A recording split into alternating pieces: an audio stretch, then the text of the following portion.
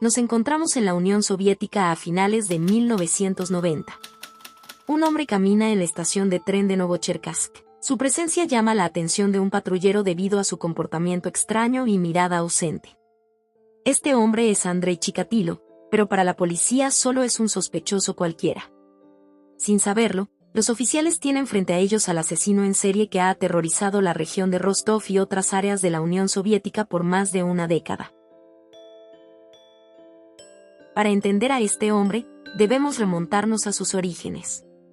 Andrei Romanovich Chikatilo nació el 16 de octubre de 1936 en Yablochnoye, Ucrania.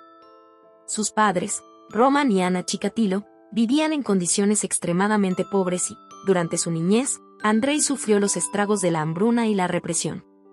Según su madre, su hermano mayor, Stepan, había sido secuestrado y posiblemente devorado durante la gran hambruna de Ucrania, un recuerdo que su madre usaba para asustarlo y que le generó un trauma permanente. En la escuela, Andrei fue un niño tímido y retraído que sufría de miopía severa y constantes burlas de sus compañeros debido a problemas de incontinencia. A pesar de estas dificultades, Andrei se destacó como un estudiante aplicado. Años más tarde, tras un episodio en el que intentó acercarse a una joven y fue humillado públicamente, desarrolló un profundo resentimiento y aislamiento social. Como todos los ciudadanos soviéticos, sirvió en el ejército y luego se dedicó a los estudios. En 1957, Chikatilo se unió al servicio militar, y tras completar su deber, se mudó a Rostov, donde comenzó una vida relativamente normal. Se casó con Fallina, con quien tuvo 2 hijos, y se unió al Partido Comunista. Aunque tenía problemas de impotencia, lo que afectó su relación con Fallina, su esposa no sospechaba nada fuera de lo común. Al terminar su servicio se centró en sus estudios, obteniendo 3 títulos, en lengua y literatura rusa, en ingeniería y en marxismo-leninismo. En 1971, un diploma universitario le dio el grado de maestro. Chikatilo trabajó como maestro, pero fue despedido debido a comportamientos inadecuados hacia sus estudiantes. Sentía una creciente atracción por las menores de 12 años, y se colaba en los dormitorios para verlas en ropa interior mientras se masturbaba con la mano dentro del bolsillo. Este fue un punto de quiebre, ya que sus impulsos comenzaron a intensificarse. Era un marido de carácter estable y trabajador, un padre que nunca levantaba la voz ante los hijos, un respetado miembro del Partido Comunista que leía los periódicos y se mantenía al corriente de la actualidad. Discreto, vivía con la rigurosa austeridad que corresponde a un verdadero soviético. En la escuela en la que trabajaba, sus alumnos se reían de él, le apodaban el ganso porque sus largos hombros encorvados hacían que su cuello pareciese alargado, y porque lo tenían por tonto. Él no hacía nada por remediarlo, tampoco cuando le empezaron a llamar maricón, ni cuando le pegaban arrojándole una manta por encima o cuando lo sacaban de las aulas a patadas. El 22 de diciembre de 1978 abordó en la calle a una niña de 9 años de edad, y la convenció para que se fuera con él a una cabaña que poseía en las afueras de la ciudad. Sabía cómo hablar a los niños, él mismo había sido maestro y tenía a sus 2 hijos. Una vez allí la desvistió con violencia.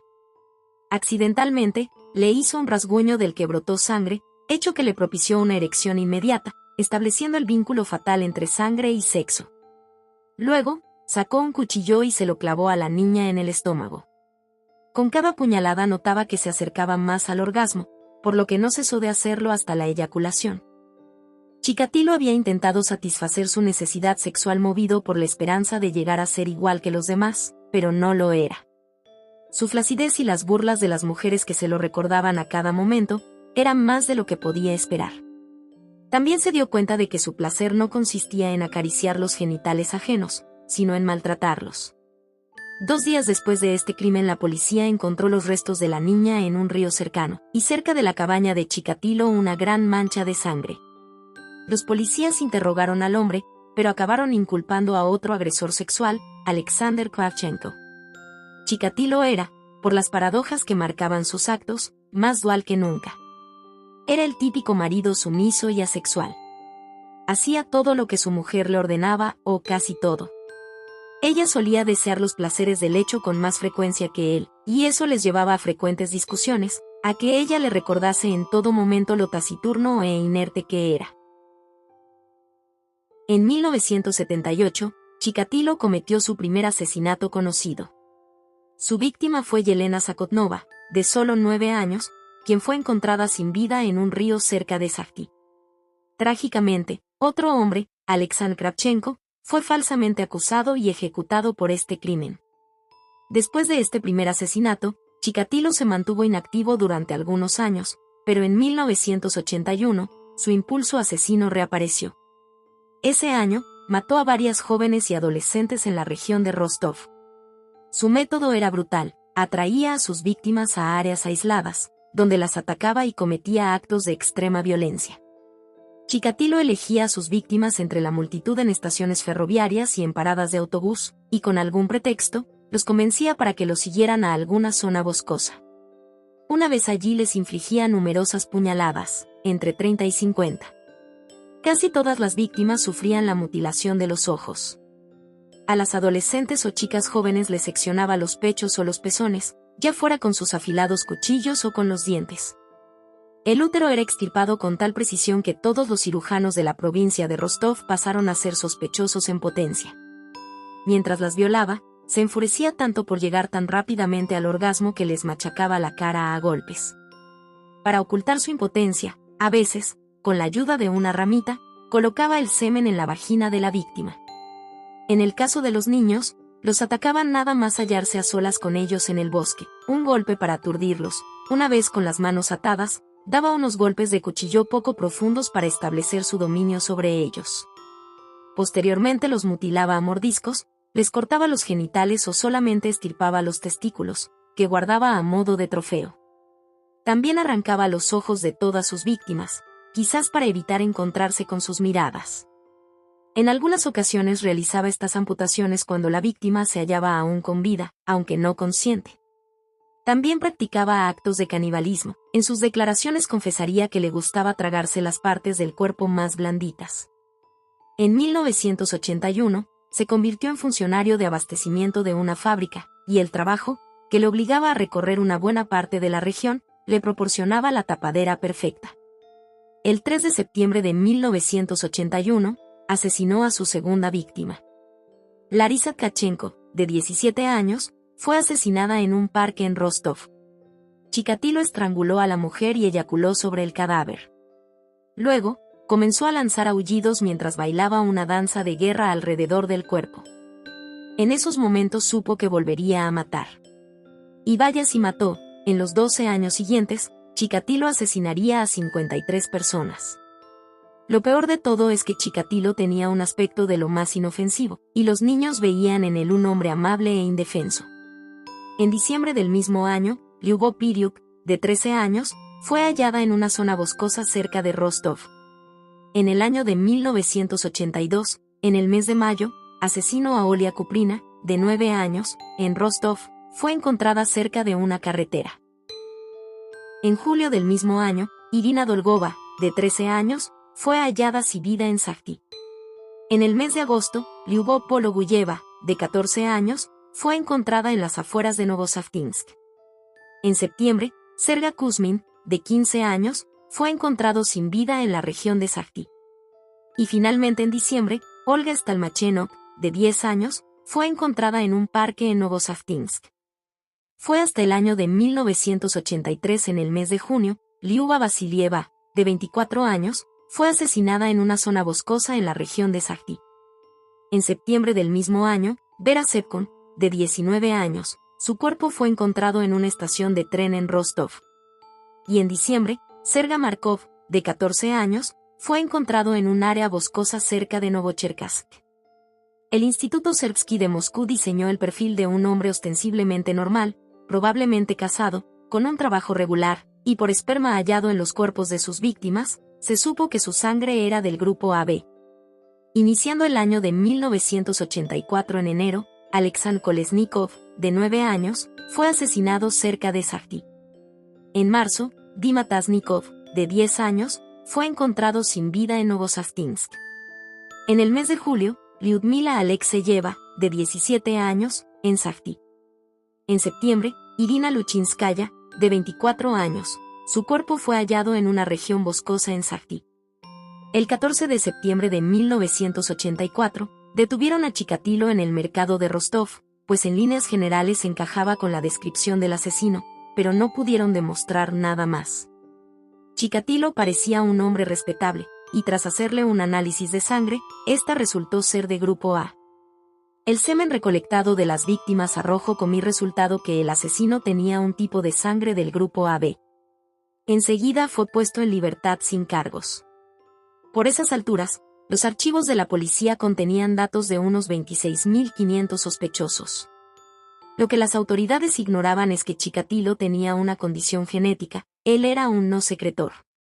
El estado secretor es una condición determinada desde que nacemos por la acción de un gen específico, el de la enzima fucosiltransferasa 2, la cual define la habilidad o capacidad de cada ser humano de secretar el antígeno del grupo de sangre en las secreciones corporales producidas en las vías digestivas, respiratorias, genitales y urinarias. Las personas que poseen una mutación genética de la fucosiltransferasa 2 no son capaces de producir su grupo de sangre en los fluidos y por esta razón se les conoce como no secretores. Cuando apareció el cadáver número 30, los periódicos empezaron a dar noticias del posible asesino en serie, quienes todos creían un retrasado mental, a pesar que la policía no estaba de acuerdo, pues la amplia dispersión del asesino indicaba que éste disponía de un vehículo, factor que en Rusia era eliminativo. Sin presentar algún avance significativo en el caso por parte de la autoridad, los asesinatos y los cuerpos encontrados continuaron hasta el comienzo de la década de los 90. A continuación el registro de asesinatos y cuerpos descubiertos entre 1985 y 1989.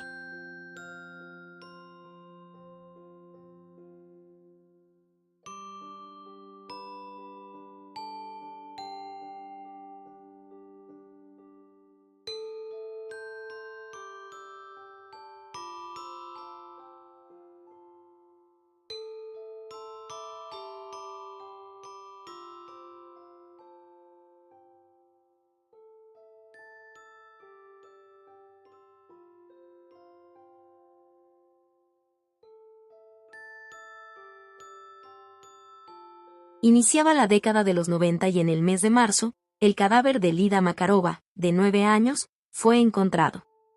En abril, fue encontrado el cuerpo de Vitia Petrov, de 13 años. En julio, Iván Fomin, de 11 años, su cuerpo fue hallado en un campo. Y finalmente en noviembre de 1990, Svetlana Korostik, de 22 años, fue su última víctima confirmada antes de ser arrestado. Entre 1982 y 1990, los asesinatos de Chikatilo aumentaron en número e intensidad. Sus víctimas eran principalmente jóvenes, tanto niños como niñas, a quienes encontraba en estaciones de tren, autobuses y parques. Una vez en áreas aisladas, los atacaba, empleando métodos extremadamente violentos. Sus crímenes desafiaron las técnicas de investigación de la época. La policía, que no tenía experiencia en el perfilado de asesinos en serie, tardó años en identificar un patrón. El 6 de noviembre de 1990, un detective, el sargento Igor Rybakov, vio surgir del bosque un hombre con traje y corbata. Mientras observaba cómo éste se lavaba las manos en la fuente, advirtió que tenía un dedo vendado y una mejilla manchada de sangre. Le pidió los documentos y elevó un informe de rutina. 5 días después encontraban un nuevo cadáver en ese mismo lugar, el cual estimaron que llevaba muerto más o menos una semana. El homicida tenía que haber pasado por la estación, y el culpable no podía ser otro que el sospechoso del informe de Rybakov. Lo arrestaron el 20 de noviembre, sospechoso de haber asesinado a 36 víctimas, todos ellos mujeres y niños. El fiscal general de la provincia de Rostov emitiría una orden de detención contra Chikatilo, efectiva a partir del 20 de noviembre de 1990. Y ese mismo día, en efecto, fue retenido por la KGB, mientras este con paso lento y senil decía, ¿cómo pueden hacerle esto a una persona de mi edad? En los interrogatorios, afirmó que simplemente era un ciudadano normal, que no había cometido ningún tipo de delito, y que era objeto de una persecución absurda por parte de la policía. El 27 de noviembre prometió que estaba dispuesto a aportar pruebas de sus crímenes si no continuaban atosigándole con los interrogatorios que le recordaban los detalles. Y 2 días después se derrumbó ante un psicólogo a quien acabó confesando 53 asesinatos. Posteriormente guió a los investigadores a los distintos lugares con la esperanza de que el número de muertes lo convirtiera en un espécimen de estudio científico. Escribió una declaración firmada para el fiscal general, que decía: "Me detuvieron el 20 de noviembre de 1990 y ha permanecido bajo custodia desde entonces. Quiero exponer mis sentimientos con sinceridad. Me hallo en un estado de profunda depresión, y reconozco que tengo impulsos sexuales perturbados, por eso he cometido ciertos actos. Anteriormente busqué ayuda psiquiátrica por mis dolores de cabeza, por la pérdida de memoria, el insomnio y los trastornos sexuales. Pero los tratamientos que me aplicaron o que yo puse en práctica no dieron resultados. Tengo esposa y 2 hijos y sufro una debilidad sexual, impotencia. La gente se reía de mí porque no podía recordar nada. No me daba cuenta que me tocaba los genitales a menudo, y solo me lo dijeron más tarde. Me siento humillado. La gente se burla de mí en el trabajo y en otras situaciones. Me he sentido degradado desde la infancia, y siempre he sufrido. En mi época escolar estaba hinchado a causa del hambre e iba vestido con harapos. Todo el mundo se metía conmigo.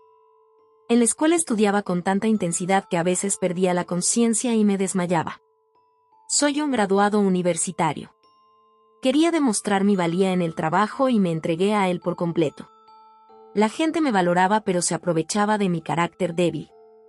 Con la ayuda del psiquiatra Alexander Bukanovsky, lo evaluó y lo perfiló como un necrosádico. El juicio de Chikatilo en 1992 fue un evento de gran cobertura mediática. En la corte, su comportamiento errático e intentos de mostrarse como mentalmente incompetente no convencieron a los jueces ni a la opinión pública. Finalmente, fue condenado a muerte por 52 de los asesinatos confirmados y sentenciado a cumplir su pena en una prisión de alta seguridad.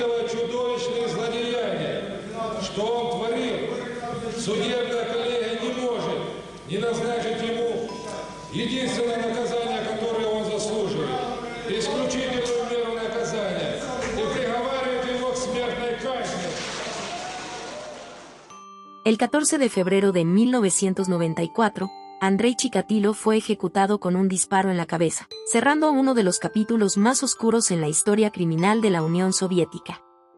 Sus crímenes y el fallido proceso de captura expusieron las limitaciones del sistema de justicia soviético, obligando a las autoridades a modernizar sus métodos investigativos.